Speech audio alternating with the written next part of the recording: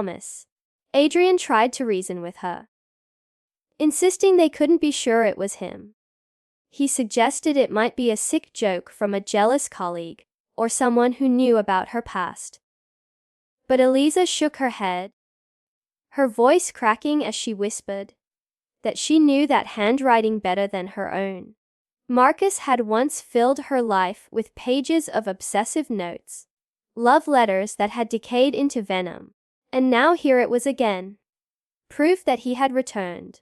Her perfect home, her perfect marriage, all suddenly felt paper thin under the weight of this discovery. That night, neither of them slept. The scalpel sat locked away in Adrian's desk drawer, but its presence seemed to poison the air around them. Every creak of the house, every brush of the wind against the windows felt amplified, sinister. For the first time, Adrian saw something in Eliza's eyes he had never seen before. Pure, unshakable terror. Because she knew Marcus, and she knew one truth better than anyone. If he said he was coming for her, he would.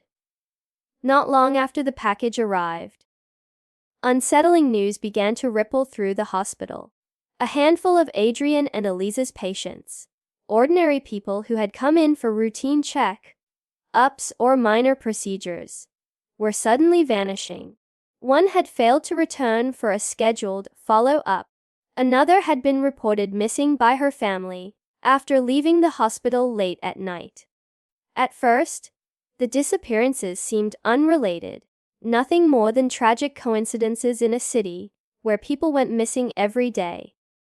But soon, whispers began among staff and families alike. Why did so many of the missing have one thing in common? They had all been treated by Adrian or Eliza. Adrian tried to push the thought aside, but the timing gnawed at him. These weren't strangers. They were his patients, people he had personally seen only days before they vanished. He replayed their last conversations in his head, searching for anything unusual, any clue that could explain their sudden absence. Eliza, meanwhile, grew increasingly paranoid. She remembered Marcus's words, the note that spoke of revenge, and she couldn't shake the thought that somehow, some way, he was behind this.